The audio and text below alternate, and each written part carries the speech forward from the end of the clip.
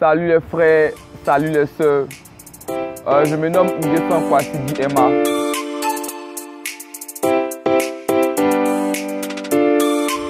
Quelques années en arrière, ma vie se résumait à la cigarette, à la drogue, à l'alcool.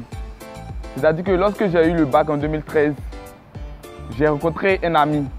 Et avec cet ami, nous avons commencé à consommer ensemble la drogue. C'est-à-dire que je ne rentrais plus à la maison comme il se devait.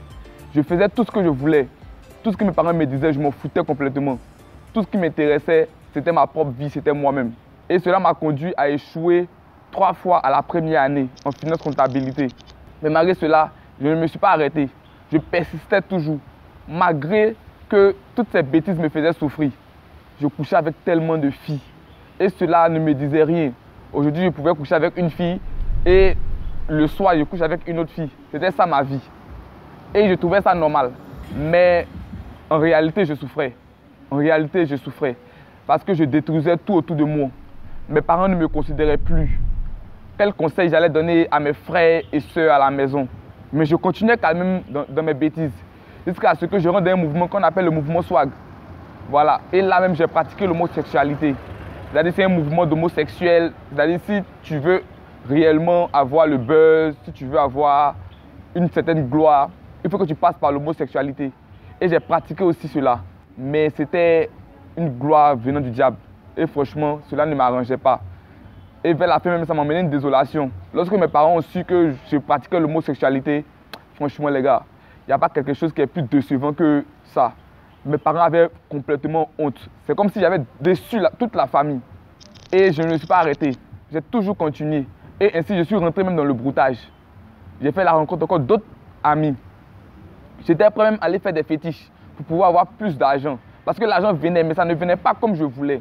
Donc il fallait que je fasse maintenant des fétiches pour pouvoir encore avoir plus d'argent. Mais je sentais au moins qu'il y a quelque chose je voulais changer au fait. Je voulais réellement changer. Un jour comme ça, je suis rentré dans ma chambre et Dieu a vu la sincérité de mon cœur. Il a vu réellement que je voulais changer. Et là, un de mes amis brouteurs, un jour, est venu nous parler d'une retraite spirituelle. Et j'ai accepté cette retraite spirituelle. C'est à ce moment précis qu'elle a débuté une relation d'amour entre moi et Jésus-Christ de Nazareth.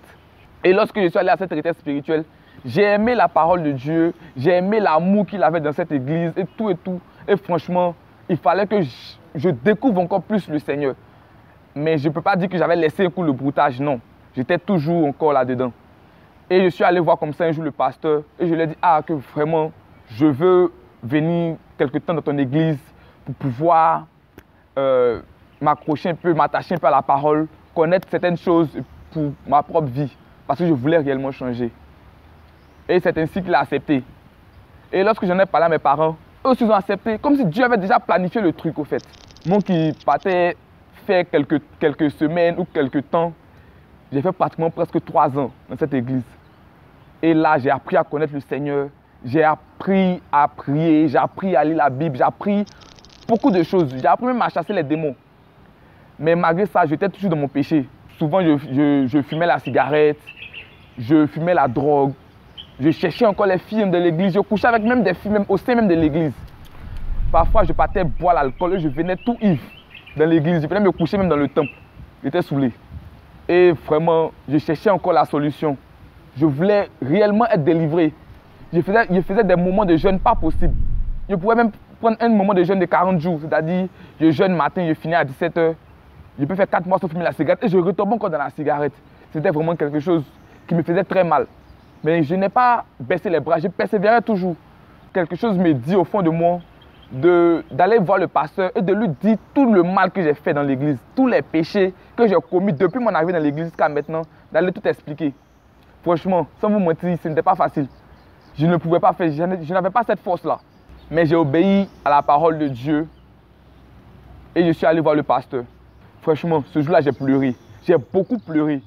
Et ce qu'il m'a dit, d'aller demander pardon à Dieu, de faire toute la nuit devant la chair, demander pardon à Dieu. Et j'ai obéi, je l'ai fait.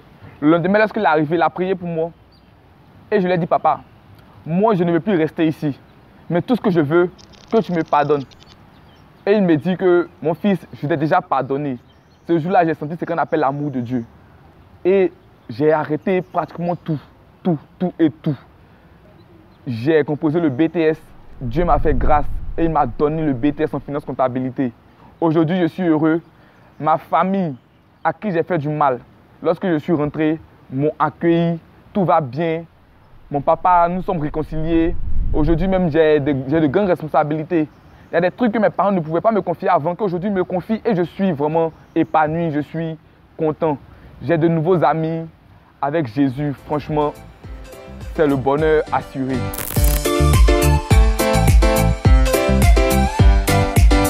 J'entends des personnes dire non, ils ont trop péché, est-ce que Dieu va leur pardonner?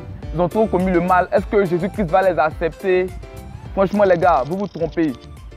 Parce que tu peux commettre des bêtises, tu peux commettre des erreurs. Tes parents vont te régner. Tu peux faire de graves choses. On peut même te mettre en prison.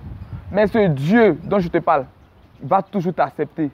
Ce Dieu ne peut jamais te rejeter. C'est aussi ton Père. Donc, ne pense pas que tu es trop sale pour venir à lui. Non. C'est son désir, c'est ce qu'il veut réellement.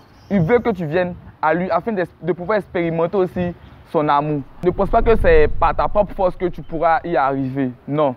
Mais c'est par la grâce de Dieu. Donc, si tu es drogué, peu importe qui tu es, peu importe ce que tu es aujourd'hui, peu importe comment on te traite aujourd'hui, viens à ce Dieu. Il est prêt à te redonner une nouvelle vie. Il est prêt à te faire changer de cap. Dieu est tellement merveilleux. Il y a des personnes même qui ont tué. Il y a des personnes qui ont fait de grandes choses, de graves choses. Mais Dieu les a pardonnés. Aujourd'hui, les noms sont partout dans le monde entier. Non, franchement, mon gars, Dieu est prêt pour toi. Dieu fait de grandes choses avec toi. Je te conseille réellement de lui donner ta vie parce que c'est le chemin, la vérité et la vie.